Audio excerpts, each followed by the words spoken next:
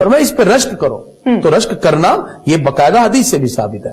اب حسد کرنے کی وجہ سے اور کینہ کی وجہ سے نقصانات کیا ہیں، اور آپ کا جو سوال تھا اس سے بچا کیسا جائے، اس کے لیے سب سے بنیادی چیز یہ ہے کہ جس بندے کے دل میں کسی کے بارے میں کینہ ہے یا حسد ہے، وہ اس کے لیے خیر کی دعا کرتا جائے اور کہے کہ پروردگار، یہ جو بندہ جس کے بارے میں میرے دل میں حسد پیدا ہوا، پروردگار میرے دل کو اس کے معاملے میں صاف کر دے، اور اس کے لیے خیر کی دعا کرتا جائے. یہ دعائیں جب وہ دوسروں کے لیے کرنا شروع ہوگا، اللہ تعالیٰ اس کے دل کو بھی صاف کرے گا تو کینہ ختم ہوگا. تو میں گزارش کروں گا کہ جو بہن بھائی، جو بھائی بھائی یا جو رشتہ دار آپس میں ٹوٹے ہوئے ہیں، خدارہ رات آنے سے پہلے پہلے صلح کر لیں. صلح کروانے والا اس کا اجر میں آپ کے سامنے ڈسکس کروں. حضرت عائشہ صدیقہ طیبہ طاہرہ رضی اللہ تعالیٰ عنہ، سرکار کی زوجہ محترمہ ام المومنین، آپ سے ایک دن سرکار نے کہا عائشہ مانگو کیا مانگنا ہے. حضرت عائشہ صدیقہ رضی اللہ تعالیٰ عنہ نے آقا علیہ السلام کے دریائے رحمت کو جوش میں دیکھا، عرض کیا پیارے آقا مجھے اجازت دے میں اپنے والد سے مشورہ کر لوں. فرمایا یہ بھی اجازت ہے. وہ گھر آئیں، عرض کرتی ہیں ابا جی بتائیے، سرکار آج فرما رہے ہیں جو مانگنا ہے عائشہ مانگ لو. حضرت ابوبکر صدیق رضی اللہ عنہ نے کہا کہ سرکار دو عالم علیہ السلام سے کہو کہ جو باتیں آپ نے رب سے معراج کی رات تنہائی میں کی تھی ان میں سے کوئی ایک بات ہمیں بتا دے.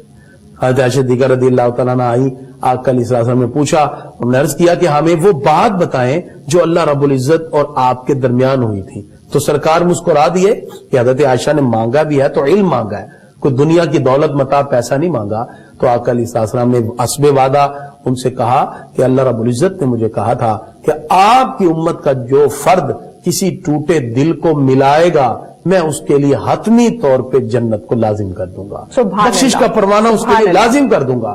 تو جب یہ بات حضرت عائشہ صدیقہ نے آ کے اپنے والد گرامی کو بتائی کہ یہ بات تھی، تو صدیق اکبر رضی اللہ عنہ رو پڑے. کہا ابا جی آپ رو رہے ہیں؟ کہا اس لیے کہ جہاں ملانے والے کے لیے جنت کا پروانہ ہے وہاں توڑنے والے کے لیے پھر جہنم کا بھی پروانہ ہوگا. تو ہم توڑنے والے نہ بنے، ہم رشتوں کو ملانے والے بنے، ہم ملانے والے بنے. کینہ ختم کر کے آپس میں صلح کروائیں، پھر اللہ کی بارگاہ میں پکاریں اور دعا کریں. یہ ہمارے گناہ تھے جس کی وجہ سے آج پوری دنیا میں لاشوں کے ڈھیر لگ رہے ہیں. ایسے وبائی امراض ہماری طرف آ رہے ہیں کہ جس کا علاج بھی نہیں ہے. اس کے لیے ہم سب کو چاہیے ہم رب کی بارگاہ میں سچی توبہ کریں. اس لیے کہ میں نے ایک حدیث پڑھی، بخاری شریف کی حدیث ہے، کائنات میں کوئی ایسی بیماری ہے ہی نہیں جس کا علاج اللہ نے نہ اتارا ہو. لیکن اس کے اندر مولانا علامہ قاری نے مرقات میں لکھا ہے کہ اگر اللہ چاہتا ہے کہ اس بیماری سے صحت نہیں دینی، اللہ اس بیماری اور علاج کے درمیان ایک فرشتے کو حائل کر دیتا ہے. اللہ فرماتا ہے جب تک میرا حکم نہ ہو اس وقت تک تم نے کسی صورت بھی اس میں رکاوٹ سے ہٹنا نہیں ہے، بلکہ اس میں رکاوٹ ڈال کے کھڑے رہو. تو اللہ راضی ہو جائے گا تو بیماریاں بھی دور ہو جائیں گی، تکلیفیں بھی دور ہوں گی.